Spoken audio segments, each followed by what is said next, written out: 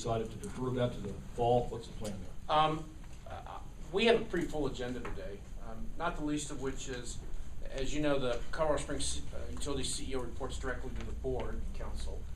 And typically, what we do is we have a 1 year, if you will, employer-employee session where we talk about job performance, what we want to see. Obviously, that's a personnel session, it's private.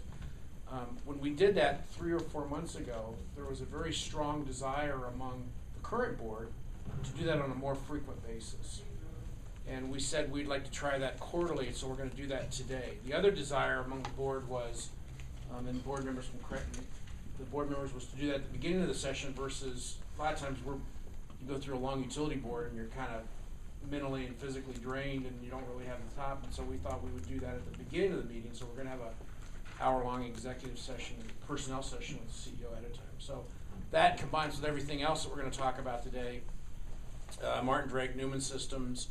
I can go on. I asked my colleagues several days ago, we were going to talk about governance today, and I asked my colleagues if we could postpone that a month just based on the schedule we're at. And I got no, matter of fact, I got a couple of heartily yay, you bets, and then, but no objection. So we're going to postpone that conversation a month and start that conversation next month. Well, I sent you that, I guess, email, a couple emails on June 5th, one on governance, one on Martin Drake, and I read your op-ed, Scott, and respect what you said there.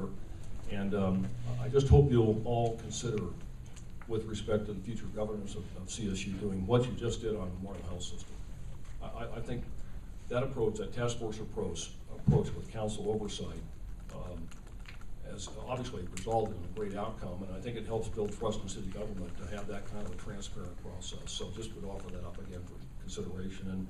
And on Martin Drake, I want to emphasize again, I don't have any preconceived outcome on that. And I know I'm out on the sidelines, and nobody likes Monday morning quarterbacking, myself included, but when I hear that we're going to spend hundreds of millions of dollars on something that's 50 years old, and I'm told by some others, who may or may not be objective, that the fact is we don't need that capacity even at peak usage, and that there are other sources of peak power that could be purchased economically. It just says to me, should we step back and take a fresh look at it? I didn't mean to disrupt the process. And honestly, on SkySox, Daniel, I was kidding on that. When I said I wanted to put the SkySox on top of Martin Drake, I was trying to say that we could thereby have heated seats.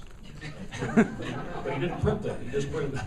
So there's no intent by the mayor here to try to force something for anything on that property. I just think it's prudent to, and again, we'll build trust in the public if there's a thorough, expedited, fresh look at Martin Drake, is all it was intended. Well, first off, there's a lot of analysis which we're not even close to having done yet with regards to Drake in terms of that. I'm not sure that I would necessarily agree with the statement that we don't need it from a power capacity. I think we can make it earn. We do. You know, yesterday was not a peak day for Colorado Springs. That day occurred, Sherry helped me out here, that was last July or August we hit a peak day. And I'm happy to report that on that peak day last year, we got close years, but we didn't get there.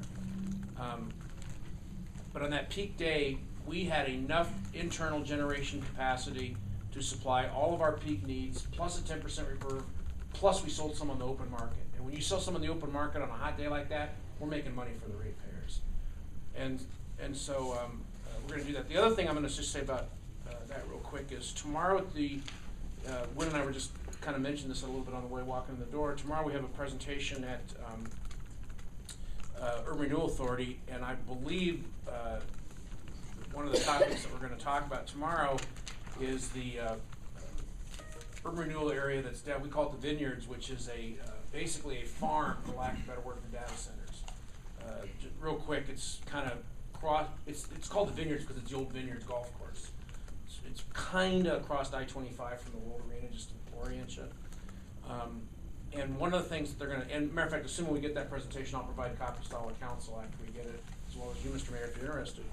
But one of the things that they're talking about in there is the attraction of Colorado Springs to data centers. We saw this last year with regards to Walmart, and we're seeing it again this year, in that there's kind of a laundry list, if you will, of why Colorado Springs is an attractive data center potential hub, site, whatever word you want to use.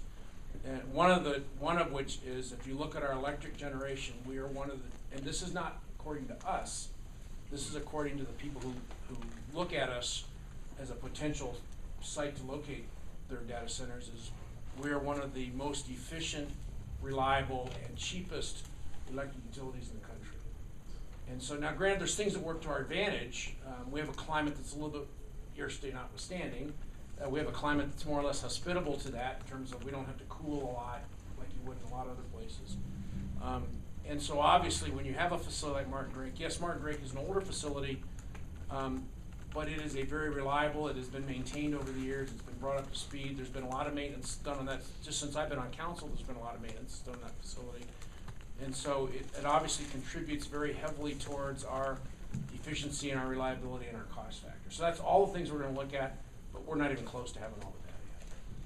Well, a couple of comments there, Scott. One is, and I understand from what I've heard and I guess read in the email traffic, that CSU is planning to conduct its own evaluation of whether or not it needs Martin Drake. I would submit that it needs to be an independent look by outside consultants, picked by council, just to assure objectivity and to satisfy the public that it is truly objective.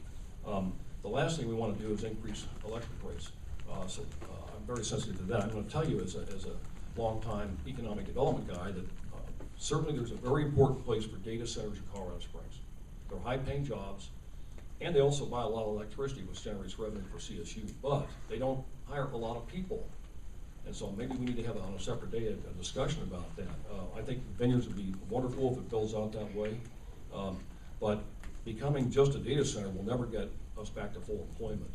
And I hope that we avoid what I perceive as a past tendency to favor projects based on how much revenue it brings into, in this case, CSU or the city. So I don't have really any other agenda except to say, well, is that really the right thing to do? Now, city attorneys told me that one of our utilities attorneys who works part-time here also works for other municipalities. And correct me if I'm not stating this correctly, Chris, but that other municipalities have been able to negotiate with, I guess, EPA agreements to defer, comply, or even closing down for a period of years. Have we been through that process? Could we buy time? But I also appreciate that you're well into this technology too, and CSU spent a lot of money on it. So I'm just suggesting a transparent, fresh, expedited look at whether or not that's the right thing to do and be committed to that for the next 20 years. Angela, do you want? Yeah,